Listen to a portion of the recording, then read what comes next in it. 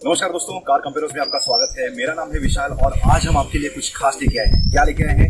BS4 i20 का owners review.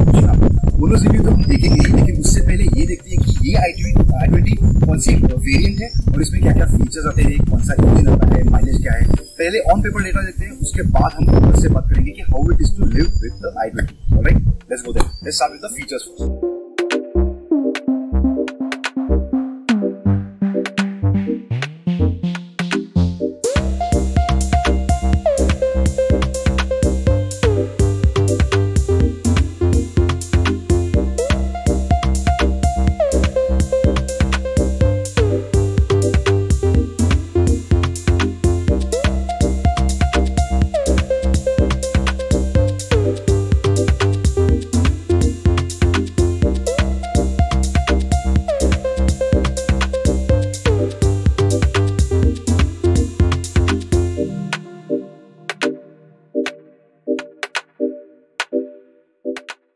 Okay दोस्तों, तो सबसे पहले बात करते हैं फीचर्स के बारे में। जब इस i20 के फीचर्स की बात आती है BS4 i20 की, तो इसमें ड्यूअल एयरबैग्स नहीं आते, टच स्क्रीन नहीं आता। सब यहाँ पे मैन्युअली ऑपरेटेड फीचर्स मिलते हैं आपको, जैसे कि ये यहाँ पे एसी है, ऑफ कोर्स यहाँ पे क्लाइमेट कंट्रोल और ऑटो एसी मिल जाता है आपको। यहाँ पे छोटे छोटे बटन्स दिए हुए हैं। You really miss the touch screen, जो ओल्ड कार्स में BS4 में कार्स में टच स्क्रीन नहीं आते थे। This is how it looked. When it comes to the gear box, इस गाड़ी में 5 स्पीड मैनुअल गियरबॉक्स आता था। इसका माइलेज अगर देखा जाए, ARAI माइलेज अगर देखा जाए, तो वो था अराउंड 19.68 किलोमीटर पर लीटर। उस जनरेशन के बलेनो के साथ कंपेयर किया जाए दोस्तों, तो वो 2 किलोमीटर पर लीटर से ज्यादा था। यानी कि सालाना खर्चा जो रहता है उसमें लगभग 8,000 का डिफरेंस है इसमें और उसमें, जहां बलेनो में आपको 8,000 रुपए कम खर्चा करना पड़ता है। जी हाँ। Now when it comes to steering, इस स्टीयरिंग को टिल्ट और टेलीस्कोपिक एडजस्टमेंट नहीं आता था। जैसा सेटिंग है वैसा ही सेटिंग है। हाँ, अगर आप कुछ एडजस्ट कर सकते हो तो वो है सीट, जो 2 वे नहीं 4 वे एडजस्टेबल सीट है इसमें। ये सीट आप आगे पीछे भी कर सकते हो और बैकरेस्ट जो है ड्राइवर के लिए कंफर्ट के हिसाब से आप वो भी आगे पीछे कर सकते हो। ये हो गया ड्राइवर सीट। पावर विंडोज की जब बात आती है तो यहाँ पे 4 पावर विंडोज के बटन दिए हुए। The driver can control all the 4 Windows from here. और इसमें भी साइड में आप अगर यहाँ पे देखोगे तो यहाँ पे भी पावर बटन के लिए, को ड्राइवर के लिए एक बटन दिया हुआ है, और यही ऐसा ही बटन चारों विंडोज के लिए दिए हुए हैं इंडिविजुअली। ऑलराइट, सो ये तो पावर विंडोज हो गया। यहाँ पे अगर आप देखोगे, मैं एक बार आपको यहाँ पे दिखाना चाहता हूँ, 1 minute, let me show you. हाँ, यहाँ पे अगर आप देखोगे, जैसे मैंने कहा, ये 4 बटन हैं यहाँ पे पावर विंडोज के लिए। यहाँ पे मिरर एडजस्टमेंट के लिए एक बटन दिया हुआ है दोस्तों। ये विंडोज के लिए दिया है। ऑल्दो ये विंडो का बटन में अगर प्रेस करता हूँ, ये ड्राइवर अगर प्रेस करता है, तो बाकी के जो को ड्राइवर्स के और पीछे के जो विंडोज है वो आप एडजस्ट नहीं कर सकते, वो लॉक हो जाते हैं। फिर बाद में ये बटन है मिरर एडजस्ट करने के लिए। ये वाला जो मिरर है वो एडजस्ट करने के लिए आप ये मिरर एडजस्ट कर सकते हो, वो मिरर एडजस्ट कर सकते हो। ये दोनों मिरर्स एडजस्ट हो जाते हैं। Now back to cameraman Vineet. Alright, so दोस्तों ये हो गया सब front controls and AC mainly AC के यहाँ पे वेंट्स आते हैं दोस्तों। बाय द वे, यहाँ पे साइड में भी एसी वेंट्स आते हैं। अगर स्पीकर की बात की जाए तो दोस्तों इसमें 2 स्पीकर साइड में दिए हुए, यहाँ पे नीचे की तरफ, और यहाँ पे छोटे से 2 स्पीकर दिए हुए हैं साइड में भी दोनों, और पीछे 2 स्पीकर है, which makes it 6 total speakers. अगर उस जनरेशन के बलेनो को कंपेयर किया जाए तो उसमें 2 स्पीकर आपको कम मिलेंगे। जी हाँ। अब जाते हैं पीछे और देखते हैं कि पैसेंजर का एक्सपीरियंस कैसा रहता है, यानी लेग रूम देखेंगे, हेड रूम देखेंगे और फिर बूट स्पेस भी देखेंगे। Right, let's go.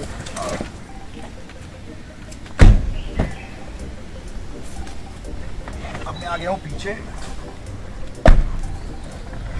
यहाँ पे अगर आप देखोगे तो मेरी हाइट है 5'8" और मेरा लेग रूम अगर देखा जाए तो लंबे सफर के लिए यहाँ पे मुझे एक 2 इंच का, नहीं तो 2.5 इंच का जगह मिल जाता है, which is enough for 100 kilometre to 150 kilometre journey one way.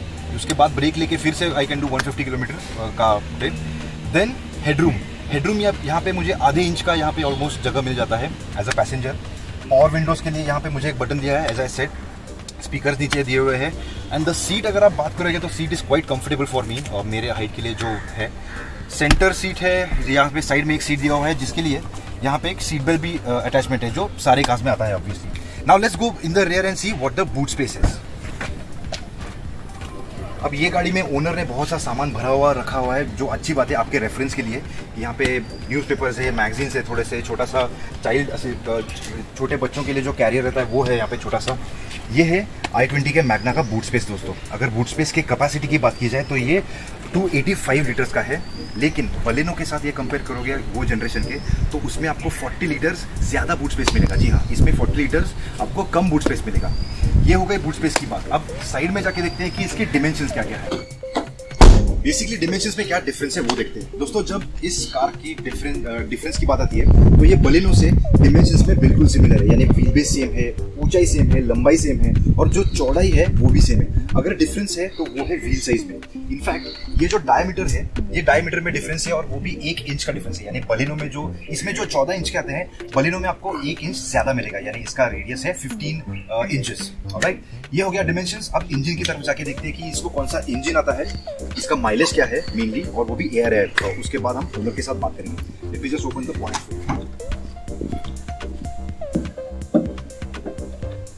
Alright, दोस्तों, तो ये है BS4 i20 का 1.2 लीटर का इंजन, जिसका पावर आउटपुट है 85 HP और टॉर्क है 180 न्यूटन मीटर्स। ये अगर बलिनो के साथ कंपेयर करोगे दोस्तों तो ये पावर फिगर्स ऑलमोस्ट सेम है बलिनो के साथ, बिल्कुल कोई डिफरेंस नहीं है। Let me just open this video.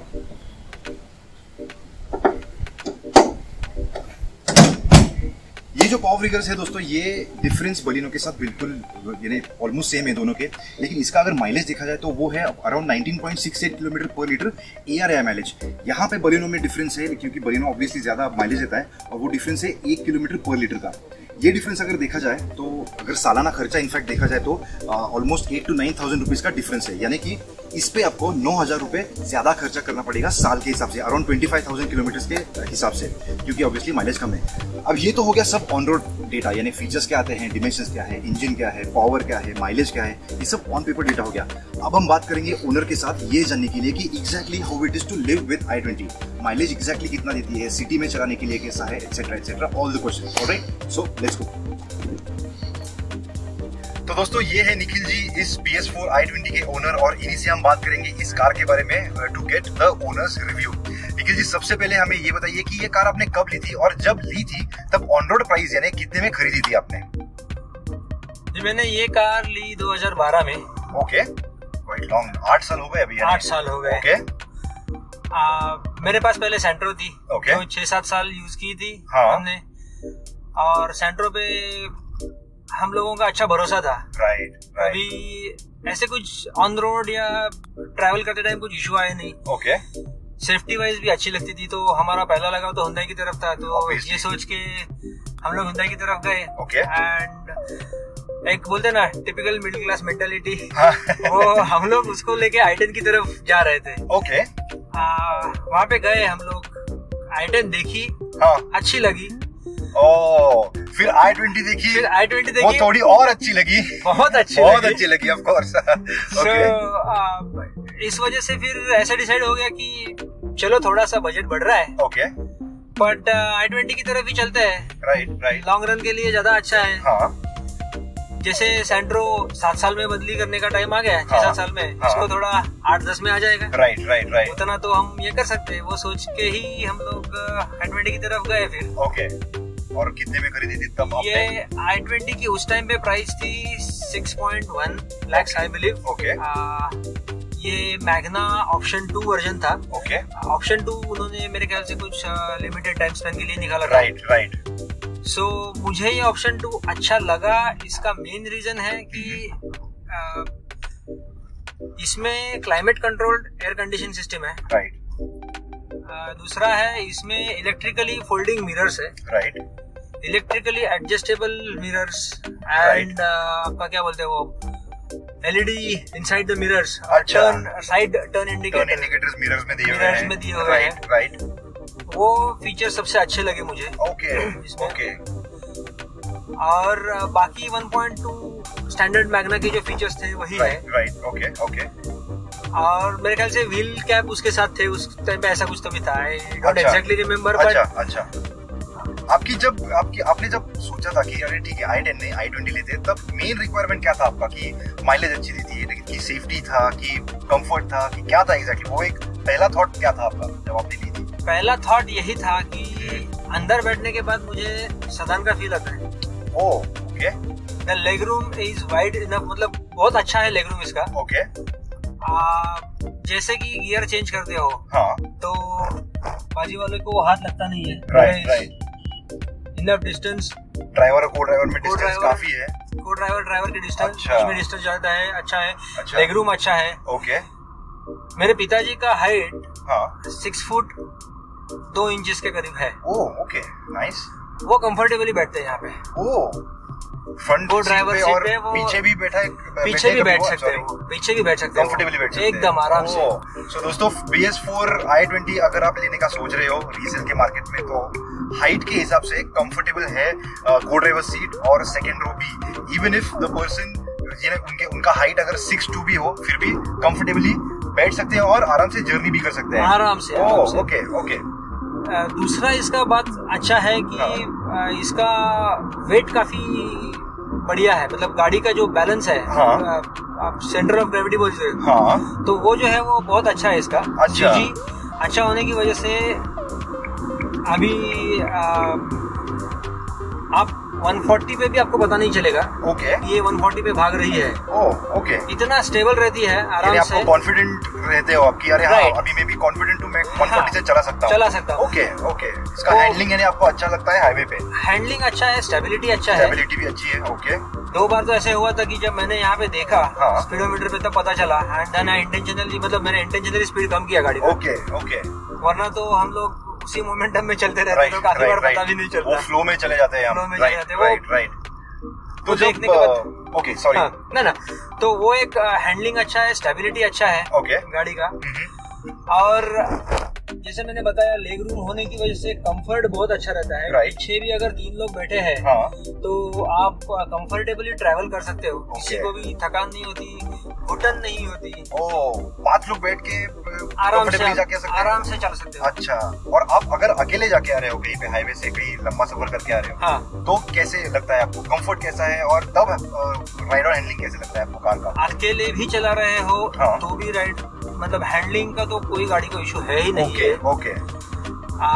1-2 बार ऐसे इंसिडेंसेस हुए ही हैं जहाँ पे मुझे क्या बोलते हो, इमरजेंसी ब्रेक्स लगाने पड़े। ओके। बट मतलब अभी इसको ABS भी नहीं है, क्योंकि ये आपका मैग्ना वर्जन है, तो इसको ABS नहीं है, एयरबैग्स नहीं है। बट फिर भी गाड़ी ने लेन नहीं छोड़ा। मैं करीब 110 के स्पीड पे था यहाँ पे स्पीडोमीटर पे। तो उस टाइम पे मैंने इमरजेंसी ब्रेक्स अप्लाई किए, गाड़ी ने लेन नहीं छोड़ा। ना ही मुझे ऐसा कभी फील हुआ कि गाड़ी स्किड हो रही है। ओके। ये एक अच्छा फीडबैक मैं इस मामले में देना चाहूंगा। अच्छा, कॉन्फिडेंस इंस्पायरिंग है। यस, कॉन्फिडेंस काफी इंस्पायरिंग है। अच्छा, okay. Now when it comes to mileage, city में आपको माइलेज कितनी देती है? और हाईवे पे जब भी आपने चलाई होगी, तब हाईवे पे माइलेज, यानी दोनों के माइलेज के हिसाब से आप क्या हमें बताना चाहेंगे? सिटी और हाईवे माइलेज में तफावत तो है, राइट, ऑब्वियसली। तो सिटी में कितना माइलेज देती है आपको? आज तक कितना दिया है? सिटी में मुझे वेरिएबली मिलता है 9 से 11 के बीच में। ये प्रैक्टिकल वैल्यूज है। ओके दोस्तों, तो ARAI माइलेज जो है, Hyundai i20 का जो ARAI माइलेज बोलता है, वो है अराउंड 19.6, जैसे हमने आपको बोला। लेकिन the only reason, one of the main reason we do owners review is for this reason. Company बोलता है एक एवरेज, और गाड़ी एक्चुअली एक एवरेज देती है, लेकिन इनमें जो डिफरेंस है, इसमें डिफरेंस है 7 से 8 किलोमीटर पर लीटर, क्योंकि इनको एवरेज ये कार एवरेज देती है 9 to 11 किलोमीटर पर लीटर, राइट? यस। और ARAI माइलेज क्लेम्ड है इसका 19.86 किलोमीटर पर लीटर। इतना डिफरेंस है। ये हो गया सिटी का। और हाईवे पे कितना देती होगी? हाईवे पे जब मैं जाता हूँ मोस्टली कोल्हापुर की डायरेक्शन में जाता हूँ या मुंबई की डायरेक्शन में जाता हूँ। ओके। और दोनों जगह पे मुझे हाईवे पे ये गाड़ी 17 से 18 तक एवरेज देती है। Okay, which is still bad, again at least close to जितना वो क्लेम करते हैं, वो थोड़ा सा क्लोज तो है। अच्छा, तो हाईवे का माइलेज की बात अगर की जाए दोस्तों, तो सिर्फ 1 से 1.5 किलोमीटर, मैक्सिमम 2 किलोमीटर पर लीटर का डिफरेंस है। अगर आप ये लेने का सोच रहे हो, तो these are the important pointers you can make a note of, alright? तो माइलेज की तो बात हो गई। जब सिटी में आप गाड़ी चलाते हो, तब फीचर्स कितने पसंद है आपको? कोई features miss you missed any features की AC तो है गाड़ी में obviously, AC का फील कैसा है कि अरे थोड़ा इसमें सनरूफ भी तब उन्हें देना चाहिए था, नहीं तो टच स्क्रीन देना चाहिए था, ऐसे कोई फीचर्स का एक्सपीरियंस आप क्या बताओगे हमें?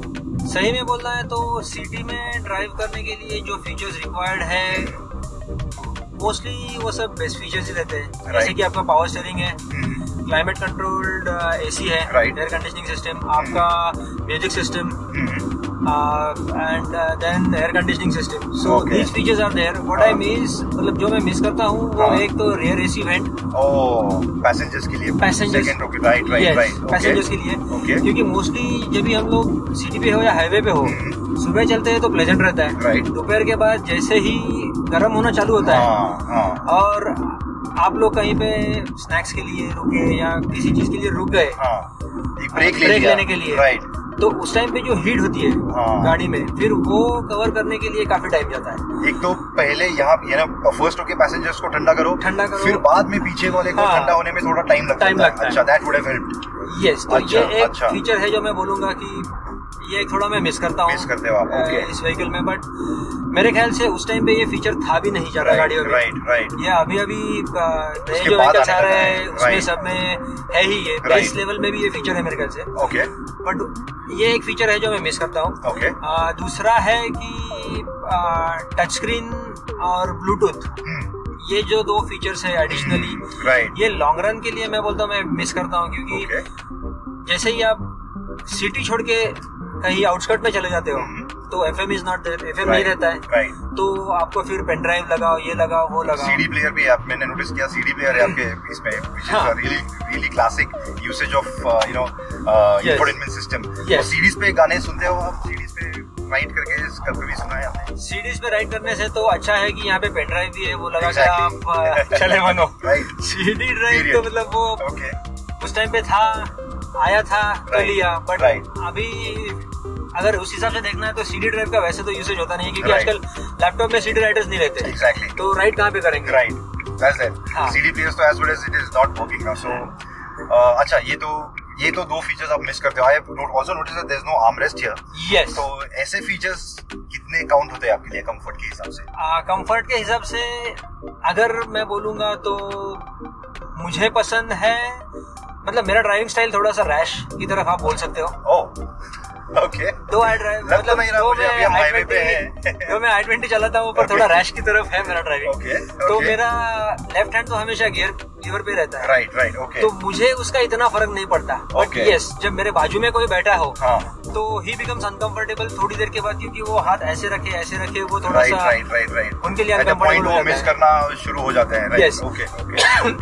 डोर की साइड पे तो अपने लिए है ही rest, but yes between the seats ये नहीं है. ओके. ये मैं मिस करता हूँ. अच्छा.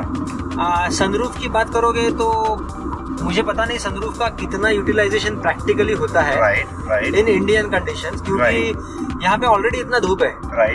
ऑलरेडी सबको सन मिल रहा है. तो एडिशनल सनरूफ की जरूरत है. Good point of view. That is obviously my view. Right. But जो मुझे लग रहा है वो मिस नहीं करते आप? मैं मिस नहीं करता बिल्कुल. ओके. ऑलराइट. सो प्राइस तो आपने बता दी, माइलेज का एक्सपीरियंस आपने बता दिया, सिटी और हाईवे का जो भी है माइलेज आपने बता दिया, फीचर्स क्या मिस करते हो आप बता दिया आपने. हमारे दर्शकों को ऑलमोस्ट एक आइडिया आ गया है कि what to look in an I-20, what not to look in an I-20. अगर हमारे दर्शकों को आपको एक मैसेज देना है कि दोस्तों ये एक चीज के बारे में ध्यान रखना about the I-20, whatever it is, negative और positive both, what would you tell our audience here? I-20 का एक feature safety point of view, not feature but safety point of view में बोलूंगा कि ये गाड़ी का ग्रेविटी रोड ग्रिप इतना जबरदस्त है कि रोड तो छोड़ेगी नहीं गाड़ी किसी भी हालत में. ये आप लिख लो. पानी में लेके जाने के मेरे ऊपर 2-3 बार ऐसे ही आए थे, फ्लडेड सिचुएशंस में ही, रोड कंडीशन में ही. मेरे ख्याल से आधे से ज्यादा मेरे पहिए भी पानी में थे, बट फिर भी मुझे कोई दिक्कत नहीं हुआ गाड़ी चलाने में. और टफनेस नहीं बोलूंगा बट स्मूथनेस तो है. But still better choice. Practical है कार, प्रैक्टिकल है। When it comes to driving in the cities, boot space for example, अभी बूट स्पेस में आपने जो भी सामान रखा है उसके साथ चला रहे हो, नहीं तो बूट स्पेस खाली करके फिर चला रहे हो, नहीं तो सिटी में चला रहे हो, पार्किंग स्पॉट्स, नहीं तो ओवरटेक करना है, इंजन ट्रांसमिशन का एक्सपीरियंस कैसा है। मेनली एक्चुअली मुझे आपको वो पूछना था कि इंजन ट्रांसमिशन की अगर बात की जाए सिटी में, कि आपको ओवरटेक करना है, नहीं तो गाड़ी के साइज के हिसाब से अगर पार्किंग स्पॉट्स में लगाना है, टाइट पार्किंग स्पॉट्स में, वो एक्सपीरियंस कैसा है आपका? टाइट पार्किंग स्पॉट्स में इसको आप आराम से डाल सकते हो। ओके। मेरा एक्सपीरियंस है कि मुझे आज तक कोई दिक्कत नहीं आया। ओके। पार्किंग के टाइम पे कहीं पे टच वच वैसा भी नहीं हुआ है कहीं पे। तो मेरा एक्सपीरियंस टर्निंग रेडियस और इस मामले में बोलोगे तो काफी अच्छा है। Okay okay. टर्निंग कंट्रोल काफी अच्छा है गाड़ी का। Okay.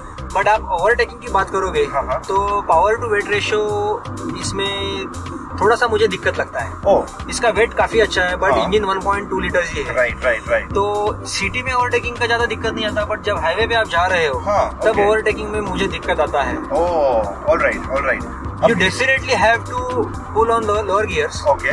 And then overtake and then upshift again. और उसमें भी काफी बार दिक्कत आता है क्योंकि लोअर गियर्स में जाने के बाद वो जो मोमेंटम, वो जो स्पीड है, वो जो स्पीड आपको अचीव करना है विद सेफ्टी मार्जिन आप बोल सकते हो, उसको आने में थोड़ा दिक्कत लगता है। ओके।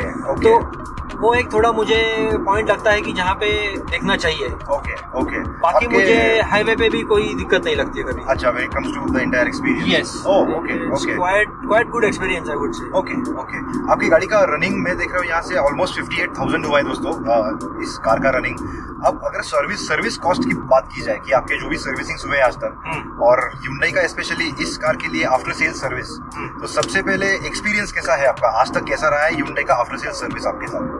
Hyundai का आफ्टर सेल सर्विस आप बोलोगे तो प्रैक्टिकली मैंने जो सर्विसिंग किया है उस मामले में मुझे कोई दिक्कत नहीं आया, ना ही मुझे स्पेयर्स में कभी दिक्कत आया। ओके। Hyundai शोरूम मतलब ऑथोराइज सर्विस सेंटर की बात करेंगे तो उसमें मुझे शुरू में काफी दिक्कतें आई थी। ओके। क्योंकि एक चीज रहता है कि एक्सपेक्टेशन वर्सेस रियलिटी। जो मैंने अभी बोला कि ओवरटेकिंग में मुझे दिक्कत आती है, राइट। जो मैंने बोला कि माइलेज में मुझे एक दिक्कत है, ये जो दो चीजें हैं, इस मामले में थोड़ा दिक्कत आया था इनिशियली। बट एक बार वो एडजस्ट हो गया तो उसके बाद मुझे कोई दिक्कत नहीं आई। Okay, so you are satisfied with the after sale service of Hyundai? Yes. Okay. और सर्विस कॉस्ट की अगर बात की जाए तो पहले साल की सर्विस कॉस्ट क्या आपको याद आ रही है अप्रोक्सीमेटली क्या थी?